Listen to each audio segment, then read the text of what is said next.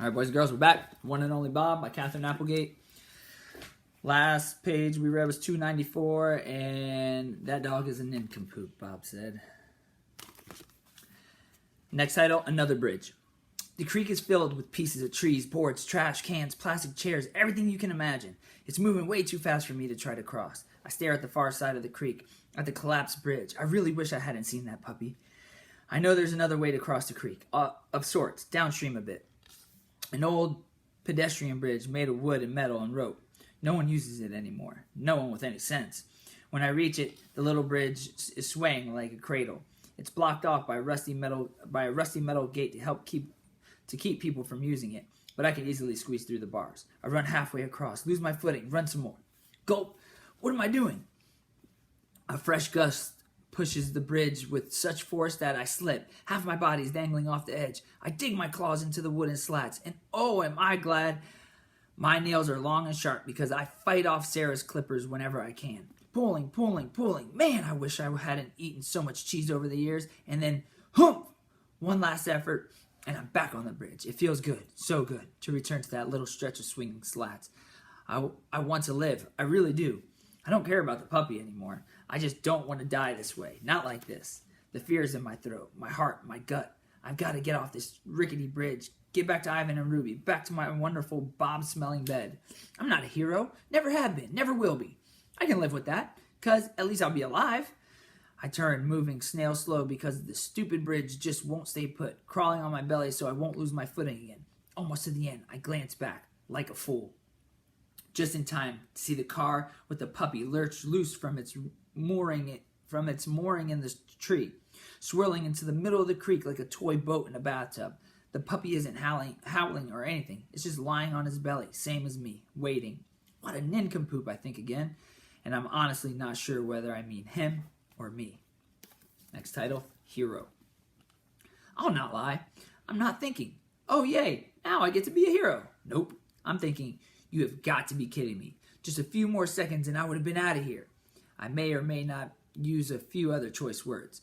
Way worse than anything that Jay came up with. Then I run back to the middle of the bridge and wait a split second, maybe two, maybe three, and I jump. Title, Cartoons. And I ain't proud of this, but halfway down I remember that I really, really, really don't like riding in cars. I'm sort of dog paddling the air, thinking I can slow things down, maybe even worse, or maybe even reverse direction, like Wile E. Coyote in those old cartoons. Cartoons are ridiculous for a reason. Title, Not a Movie. So in a movie, I'd land all graceful and tough and grab that little guy, but this isn't a movie. I kind of land on top of him, legs splayed like a bug on a windshield. Not enough to smush him, but definitely enough to annoy him. The car spins, dips, rights itself. Hi, I say. I'm your Uncle Bob. If you're my uncle, why are you trying to kill me? He asks. Pup has a mouth on him for being so tiny. I'm saving you, dude. I grab his scruff with my teeth. Ouch, he says. The car seesaws. I scrabble, clawing at the slick skin of the roof. My nails make a horrible scraping sound. It's like trying to hug a whale. Can you swim? I ask out of the side of my mouth. It's hard to talk with a puppy in between your teeth. No, can you? Yes, but I suspect the degree of difficulty will go up considerably with a puppy in my mouth. The car lists, recovers, lopes along the jackrabbit in the tall grass. My claws make tracks in the paint. How'd you get on top of the car? I asked. Wasn't easy. Branch broke through the window. I climbed out that way. Impressive. By the way, says the puppy, I think we may be sinking. No kidding, Sherlock. I don't mean to sound unkind. I'm a bit stressed. I don't have a name, actually. How about Rowdy, I suggest. I hear it's available. Sure, what the heck? So what's your plan? You tell me, I say. What do you think was going to happen? I figured someone would come along and save me. Some human, maybe. Dog's best friend, I say. If you say so. Another lurch. We're going down. Hang on, pup, I say. Man's best friend is going to save you instead. Title, Do Not Let Go. The water's cold, so cold it burns. I paddle frantically. Nothing happens. It's like pawing the air. I keep my teeth tight on Rowdy. Do not let go. Do not let go, I tell myself, but the water's churning into my nose, throat, and if I cough, he'll be a goner. We hit something hard, metal, straight on. I'm underwater, submerged, and bits and pieces of the world rush past. It's like a tornado, only wetter. I dig at the darkness. I think of all things I'll miss when I'm dead. Cheese tops the list. Well, okay, maybe Ivan and Ruby and Julia and George and Sarah top the list. But then totally cheese. My back paws graze the bottom. My nose burns. My lungs burn. Everything burns. I have to cough. I can't cough. Mustering all my strength, I struggle to the surface for a moment, fighting the water with my paws. Rowdy is dead weight in my mouth. I hit the bottom again, and this time it's like a springboard lurching toward the edge of the water, toward solid land, toward grass and dirt and trees and bushes, and a whoosh of fur and pain. Oh man, the pain. Someone's grabbing my paw, losing it. Teeth, sharp teeth. The smell, even with my messed up nose, of wildness and danger. Something grabs my scruff, yanks, pulls me to safety. Back to the world, back from the brink. Title, Kimu again. Kimu has me. He drops me in the mud. His teeth smell of blood. My blood. I drop Rowdy. My teeth smell of blood, too. For a long time, no words come, just panting, coughing, panting some more. Nothing from the puppy. I shove him with my paw, nudge him with my nose. Nothing. I look at Kimo, his fur spiked, his eyes wild, different, unknowable. I guess they didn't shoot you, I say. They tried, he says, eyes on the puppy. Thanks for, I trail off. He glances at me. Didn't do it for you. A pause. Did it for me.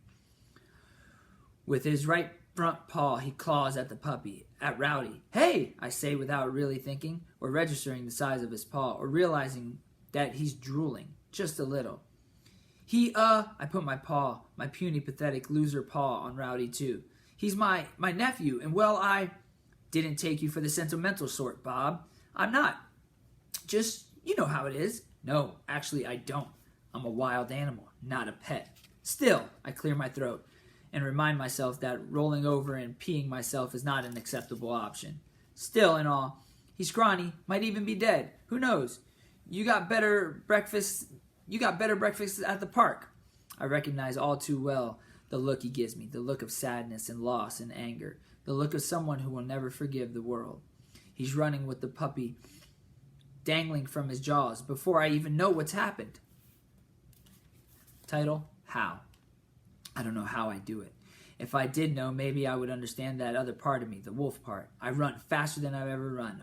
I growl louder than I ever growled. I grab Kimo's throat. I clamp down. I do not let go. Bob stepping up. Title, Gone. He can kill me. With a sidelong glance and a half-hearted bite, he can kill me. I know that, but he doesn't. He drops the puppy. He shakes me off and pulls free. He pauses, looks at me like he's seeing me for the first time. He gazes at the sky, thick with clouds, no moon, barely any sun. He raises his head. His howl is long and sad and beautiful. He runs. Title, First Aid. Rowdy still isn't moving. I don't know what else to do, so I bite the heck out of his tail. Perks the little guy right up. Title, The Truth. It hits me then. I'm so tired, so banged up. I can't go on even if I want to. I carry Rowdy to a sheltering tree, cuddle him close, give him a couple licks for good measure. Now what? He asks. Now, I say, we wait. For what? For humans, I answer. For help. Are you sure they'll come? I think for a moment. I remember all the people I have seen today, the police and rescue workers and park employees, the staff at the shelter, the folks at the donut shop opening their door to a strange collection of animals. I remember George running to get Julia and Julia trying to get me and Sarah struggling to find them both. I breathe in the sweet smell of puppy. It's important to tell the truth. I'm sure, I say.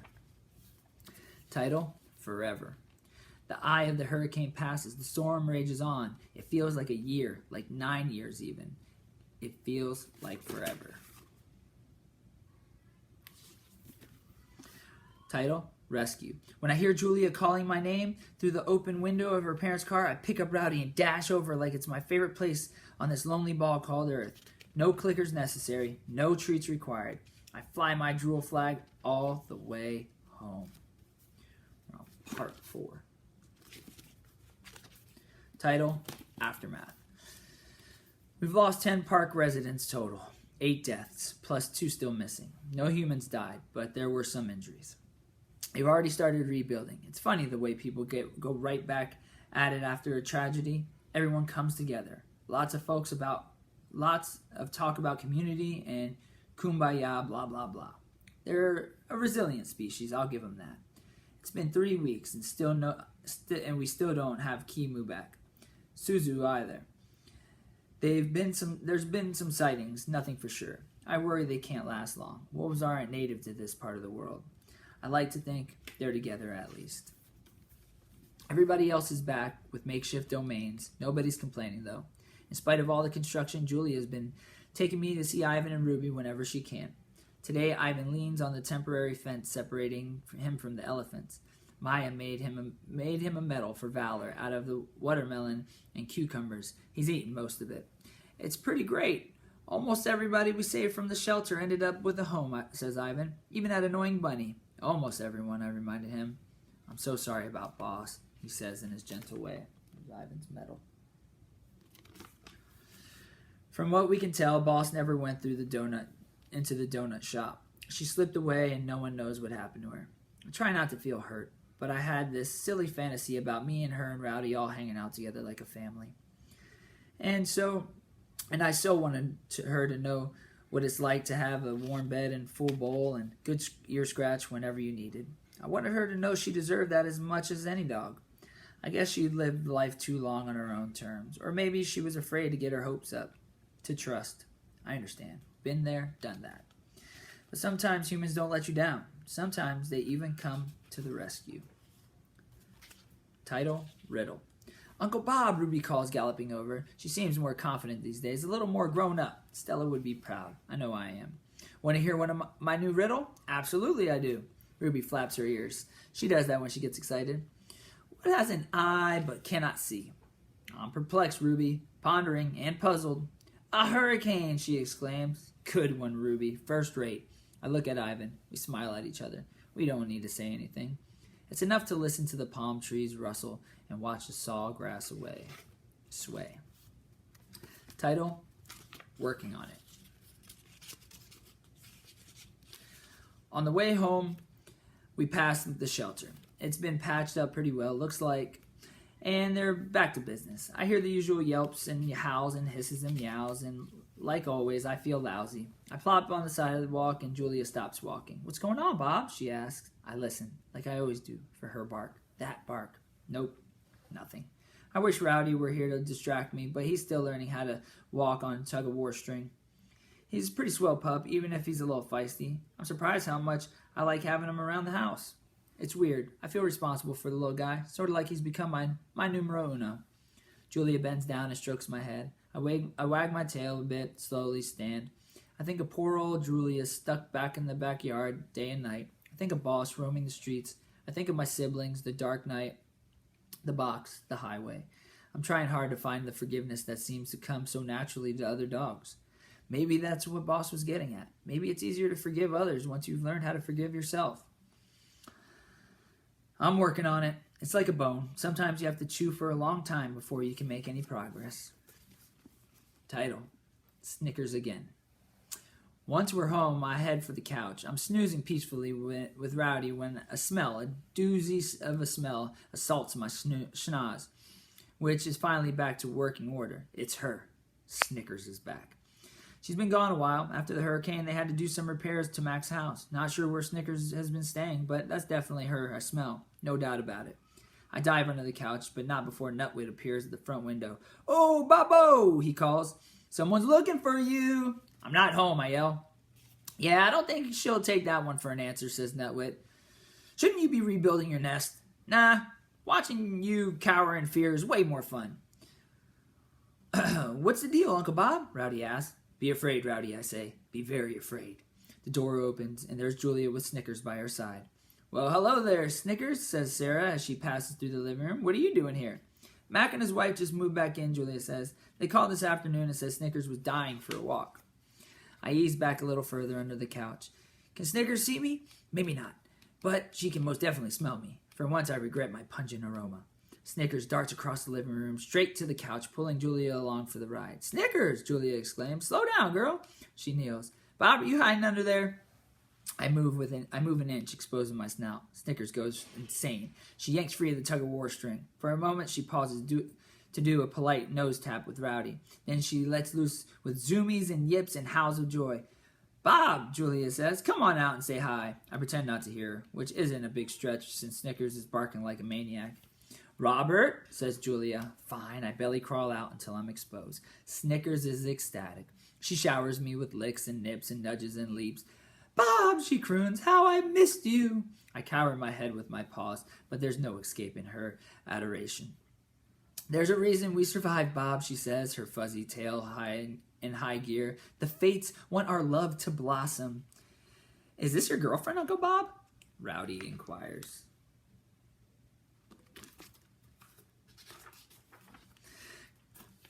Girlfriend today, Snickers responds in a giddy voice, but who knows what tomorrow may bring. Perhaps you should start calling me Aunt Snickers. I am relieved beyond measure when Julia finally pulls Snickers with great effort out the door. I try to ignore Nutwit's teasing. I try to tolerate Rowdy's stifled laughter. But when Minnie starts chanting, Bob and Snickers, followed by moos sitting in a tree, I've had enough. I head for my doggy door, ignoring the popcorning guinea pigs, and try to locate my dignity. Title: A Visitor. This evening is like lots of other evenings. The guinea pigs are squeaking. Nutwit is puttering in his tree. Julia and Sarah and George are watching something about meerkats on the Nature Channel. I just settled in with Rowdy on the couch when George drops a cookie on the floor. I leap into action. Robert, says Julia, leave it. Briefly, I consider my options, but not for long. At least I share a piece with Rowdy. You are hopeless, Julia says, but I love you anyway. And that's when we hear the bark. It's coming from the porch. That's weird, says George. I'll check it out. Julia runs to the door and pulls it open. She hesitates. She looks over at me, back at the porch, back at me. Bob, she says, I think it's for you. And it is.